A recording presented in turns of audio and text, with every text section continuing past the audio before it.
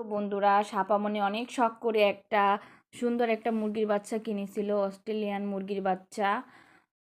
সেই বাচ্চা থেকেই বড় করছে। হঠাৎ কালকে ওর অনেক জ্বর উঠছে, কাশি হয়েছে, ঠান্ডা লাগছে কিভাবে জানি না, কিন্তু এখন আল্লাহই জানে বাঁচবে নাকি মরবে। আমার তো খুবই খারাপ লাগতেছে।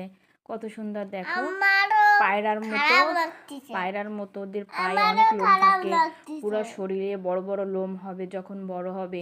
তাই অনেক আশা করে ওকে রাখা হয়েছিল। হ্যাঁ, হাঁচি দিচ্ছে, কিন্তু ওর কালকে হঠাৎ করে দেখি যে, আসো এদিকে আসো, জ্বর হয়েছে, কাশি হয়েছে।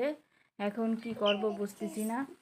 তারপরও আমি শাপামণির জ্বরের ওষুধ খাইয়ে দিছি, কাশির ওষুধ তো নিয়েই শাপামণির যে আমি খাইয়ে দেবো। দেখো বন্ধুরা, শাপামণির তো খুবই খারাপ লাগতেছে, নাকি বাচ্চাটার জ্বর হয়েছে, যদি মরে যায় তখন শাপামণি কি করবে আল্লাহই জানে।